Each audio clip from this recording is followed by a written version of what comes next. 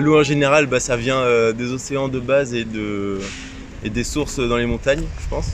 C'est un circuit naturel fermé là aussi. Voilà, entre l'évaporation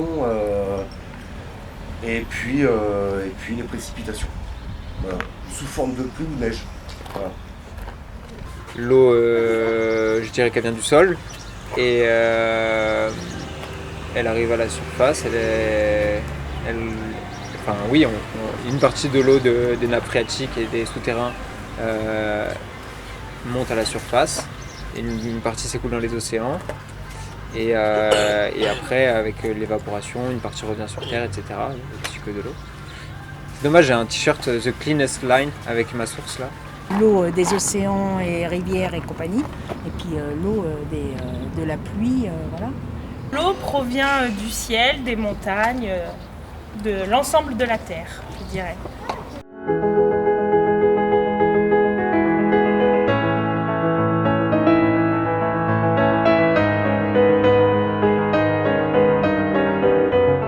À quoi sert l'eau ? À vivre, sans eau, pas de vie. On peut pas vivre sans eau, c'est pas possible. On peut rester sans manger pendant quelques jours. On peut pas s'empêcher de boire, Donc c'est pas d'eau, pas de vie. L'eau, je m'en sers pour boire principalement. Et puis c'est bon, en plus l'eau, dans 20 ans, il n'y en aura plus. Mais et puis pour me laver aussi. La vaisselle également, voilà. Pour moi, l'eau, ça sert avant tout à boire dans un premier temps. Et ensuite, à tout, à faire les vêtements, à faire à manger, dans l'industrie, dans l'agroalimentaire, dans tous les domaines, il y a besoin d'eau. Et même parfois sur des choses où on ne s'en rend pas compte. Et notre principale consommation d'eau, c'est même pas forcément pour le ménage ou pour boire.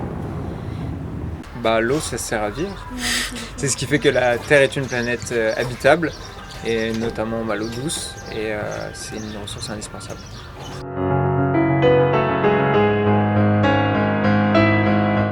L'eau du robinet, chez nous, ça vient des nappes phréatiques. Je pense que l'eau du robinet, elle vient d'un circuit fermé depuis la station d'épuration jusqu'au robinet, en passant par les égouts. Voilà. C'est un cycle fermé.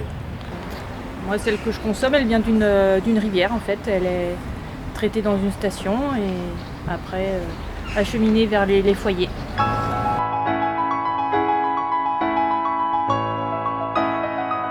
Les récentes sécheresses et inondations, j'ai l'impression qu'elles sont de plus en plus fréquentes. Après, ça fait que 20 ans que je suis sur Terre, donc j'ai pas de comparatif avec avant. On a connu des sécheresses, on a connu des épisodes aussi d'inondations. Moi, je me souviens enfant, la rivière qui débordait. Mais là, ce sont des épisodes qui sont nettement plus rapprochés et puis dans des proportions vraiment très inquiétantes et en des temps records en fait. Malgré l'aménagement de la rivière, il peut y avoir en effet des événements extraordinaires. Je pense qu'on est en train de payer allègrement tout ce que l'être humain fait à la nature. Et là, on est en train de le payer très cher. Et si on continue, on va le payer de plus en plus cher. Mais malheureusement, je crois que c'est trop compliqué, je pense, de revenir en arrière pour certaines personnes. Et donc, on continue à aggraver la situation, malheureusement. C'est quand même inquiétant parce qu'on se dit qu'il y en a de plus en plus et qu'il y a de plus en plus de risques pour nous, nos habitations et pour la planète. Ce que je pense du réchauffement climatique, c'est quelque chose qui est de plus en plus pris de conscience, notamment par les jeunes. Donc il y a de plus en plus d'actions qui sont faites pour sensibiliser notamment, et même d'actions au quotidien pour aller dans ce sens. Donc je pense que les consciences s'éveillent face à ça, mais c'est une lutte qu'il faut continuer. Je pense qu'on a un mode de vie et un mode de consommation qui font que on produit évidemment beaucoup de CO2 et voilà la conséquence en fait.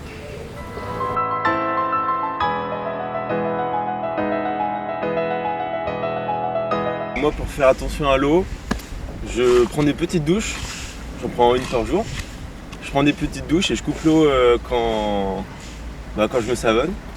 Et puis après on a un jardin, on récupère l'eau. J'essaie de prendre des douches de fermer le robinet quand je me brosse les dents. Je m'ouvre évidemment quand je les rince, mais voilà. De récupérer éventuellement l'eau de la douche aussi quand on attend que l'eau chauffe pour pouvoir arroser le potager. De récupérer aussi l'eau de cuisson pour arroser aussi quand on la refroidit. Je prends des douches au lieu de prendre des bains. J'essaie d'avoir un récupérateur d'eau chez moi pour arroser mes plantes. Je n'utilise pas la chasse d'eau. Non, mais attends. Quand je me lave, je laisse couler. Tu sais, le temps que l'eau devienne chaude, tu perds de l'eau. Tu vois. Donc moi, je la mets dans un seau et c'est cette eau-là que j'utilise pour la chasse d'eau. Voilà.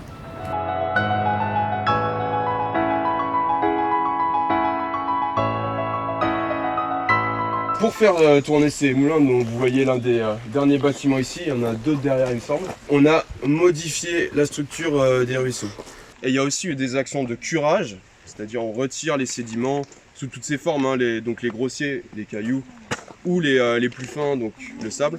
En fait, c'est qu'un cours d'eau à l'état naturel, avec ses méandres, le fait qu'il déplace les cailloux, qu'il ait son relief de base, il a plein d'habitats variés, et donc on a une diversité d'espèces. Là, en enlevant tous les sédiments, tous les cailloux, donc on a un fond uniforme, ça va faire qu'on a beaucoup moins d'habitats différents. Par exemple, des espèces comme le brochet qui a besoin de pondre ses œufs dans des cailloux, ça c'est mort, c'est très compliqué. Et le fait qu'il y ait de la vitesse, que l'eau soit beaucoup plus rapide, parce qu'on a modifié le calibre, parce que l'eau coule vraiment tout droit et tout, ça crée un phénomène d'érosion. Ça attaque les berges, donc les berges c'est les bords des cours d'eau, ça emmène plus de terre et la terre a fini par se déposer dans le fond et du coup ça colmate. Donc ça recouvre les cailloux qui peuvent rester, c'est de la terre, il y a très peu d'espèces qui peuvent profiter de ces conditions-là. Donc toutes les espèces sensibles qui ont besoin de conditions très particulières ne peuvent plus prospérer dans ce ruisseau-là. C'est les effets négatifs qu'on retrouve quand on aménage ces cours d'eau-là. Mais il y a eu un petit truc qui s'est passé dans l'histoire. Là, ce ruisseau-là, on avait besoin de vitesse ici. Pourquoi, à votre avis? Parce qu'il y avait les moulins. Parce qu'il y avait les moulins.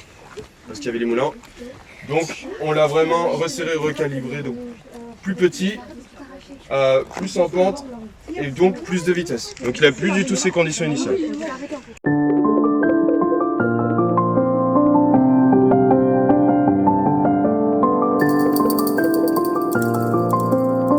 Alors, qu'est-ce qu'il y a plus haut? Un plan d'eau qui a été créé par un seuil, c'est comme un barrage qui va concentrer l'eau vers la partie qui nous intéresse, la turbine, la roue en fonction des époques. Et donc le fait de mettre un barrage, ça a retenu l'eau, ça a créé un étang.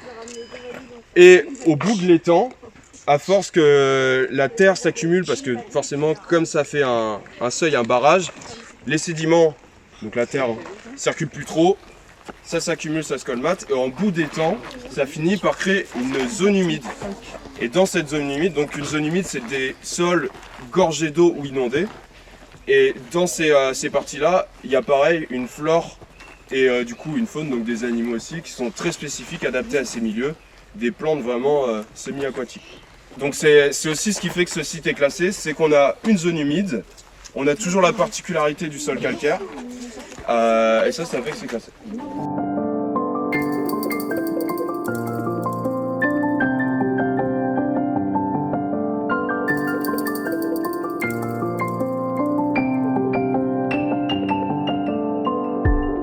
C'est vraiment la particularité de cet étang, c'est vous voyez les îles là, les îles comme ça un peu partout, avec des arbres en plein milieu.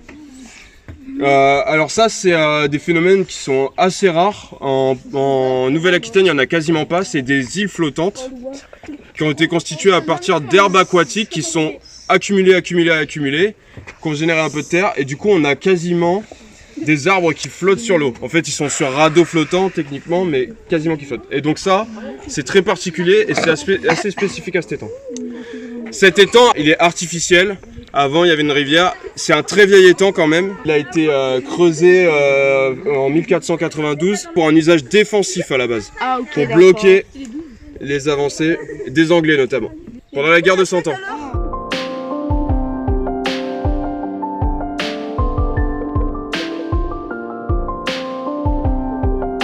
Nous voici à l'entrée de la grotte de Foncerin. Là, comme vous voyez, il y a de l'eau qui sort un peu de nulle part. On n'est pas à une source, on est vraiment sur un cours d'eau qui a fait plusieurs kilomètres sous terre et dont on retrouve la perte un peu plus haut. Donc la perte, c'est quand on avait notre cours d'eau qui se serpentait bien à l'air libre, qui descend brusquement dans un gouffre qui s'est créé, comme je vous le disais, avec le karst, le calcaire qui s'effrite, qui s'effondre. Et donc là, elle ressort ici. Donc quand un cours d'eau souterrain ressort, on appelle ça une résurgence. Et là, elle rentre et on va avoir une perte, du coup. Donc l'eau qui va redisparaître juste à l'entrée de la grotte.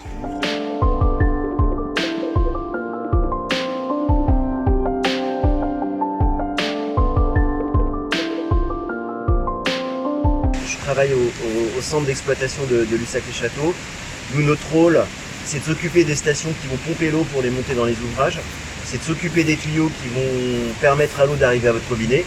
Ensuite, c'est de s'occuper de l'eau qui va repartir à l'assainissement quand vous êtes raccordé sur une station d'épuration. Et de s'occuper des stations d'épuration pour traiter l'eau. À travers le syndicat, on intervient en fait sur ce qu'on appelle le petit cycle de l'eau. C'est-à-dire qu'on va aller chercher l'eau dans le milieu naturel à plusieurs endroits et on va lui faire prendre un cycle qui va correspondre à nos besoins et la restituer au milieu naturel une fois qu'on a utilisé l'eau. À Lussac-les-Châteaux, l'eau elle est captée dans une nappe souterraine. D'accord, donc vous savez, il y a de l'eau sous nos pieds, hein. Pas partout, mais à certains endroits. Donc à Lussac, on pompe l'eau à travers un captage souterrain. Donc en fait, on a fait un trou dans le sol, d'accord, et on a mis une pompe dans cette réserve d'eau. Cette pompe prend l'eau, va la monter dans un réservoir, ça peut être un château d'eau, mais à Lussac, c'est des réservoirs qui sont au sol, puisqu'on a profité de la topographie en hauteur pour placer l'eau. Et ensuite, effectivement, une fois que cette eau est dans le réservoir, on l'envoie dans des tuyaux en pression. Avant de la monter dans un réservoir de stockage, l'eau, bien souvent il faut la traiter. En fait, naturellement dans l'eau, on peut avoir des bactéries. Et ces bactéries, on peut en boire et potentiellement avoir un petit problème gastrique, mais c'est pas obligatoire, ça dépend. Donc par mesure de sécurité, l'eau, systématiquement, à minima, elle est désinfectée. Ça c'est le minimum en termes de traitement de l'eau qu'il y a. On désinfecte l'eau pour éliminer toute la partie bactérie naturelle qui fait.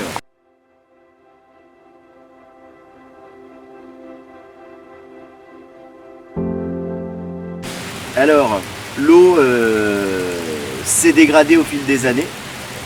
Aujourd'hui, il y a une prise de conscience quand même forte qui permet d'enclencher des actions pour essayer qu'elle ne se dégrade pas plus. Voire, on parle de reconquête de la qualité de l'eau. Ça veut dire quoi? Ça veut dire qu'aujourd'hui, on essaye sur des sols où on sait que l'eau va aller alimenter nos captages, on essaye de mieux gérer ce qui s'y passe, ce qui s'y pratique. Il y a l'agriculture, mais pas que. L'objectif, c'est de reconquérir la qualité de l'eau. Pourquoi? Pour éviter d'avoir des usines pour traiter l'eau. Parce que ça coûte très cher en fait. C'est l'un des produits les plus contrôlés, l'eau potable. D'accord? Donc régulièrement, il y a des analyses qui sont faites sur l'eau. Et toutes ces analyses sont accessibles sur le site de l'ARS. La différence avec une eau en bouteille, c'est que je te mets au défi de trouver les analyses qui sont faites dessus. Donc je dis pas qu'elle est pas bonne, hein, mais c'est pas évident de dire si elle est bonne ou pas. Ah, l'eau la moins chère, c'est celle qui coule à votre robinet. Moi je bois l'eau du robinet.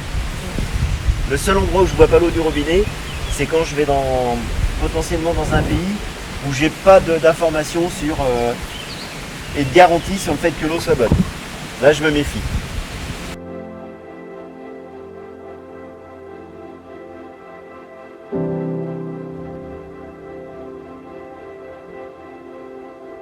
Bon, en fait, il faut comprendre une chose, c'est que l'eau, elle ne disparaît pas. On a parlé tout à l'heure du cycle. Le dérèglement climatique, ce qu'il nous annonce, c'est que les ressources en eau les plus superficielles, donc les sources ou les nappes qui ne sont pas profondes, devraient être les plus impactées avec le réchauffement climatique. Donc on pourrait avoir des problèmes de quantité sur certaines zones. Donc il faut réfléchir à ça pour demain comment fiabiliser la quantité en eau. Et puis le dérèglement climatique, ce qui va provoquer, c'est des événements météorologiques exceptionnels qu'on connaît déjà, mais à répétition soutenue. Vous avez vu On a eu des orages assez importants plusieurs fois là, depuis quelques mois. C'est pas forcément quelque chose. On connaît ce genre d'orage. Par contre, autant d'orages aussi rapprochés avec autant de pluie, c'est ce qui paraît changer, quoi, notamment. Il y a 30 ans, les surfaces pouvaient potentiellement être aménagées d'œufs, d'arbres et puis tout. Et aujourd'hui, il y a des surfaces où on a peut-être dénaturé un peu le paysage en enlevant des haies et des arbres. Donc, il est possible quand même que le fait d'avoir dénaturé certains endroits, la nature, ça oblige l'eau à continuer son chemin et ça ne la facilite pas à pénétrer dans le sol. Et il y a aussi un autre paramètre, c'est que dans nos villages, dans nos villes, si vous êtes baladé dans Lussac, vous ne voyez pas d'herbe dans Lussac. Plus on bétonne et plus on cimente, plus on imperméabilise les sols. Plus on a bétonné nos villages et nos villes, plus on favorise l'eau à suivre son chemin plutôt que de pénétrer. Et ça aussi, il y a un retour en arrière, mais c'est compliqué, qui est en train de se mettre en œuvre. Sur les projets d'aménagement des bourgs, de plus en plus on essaye d'intégrer plus de paysagers pour favoriser la pénétration de l'eau.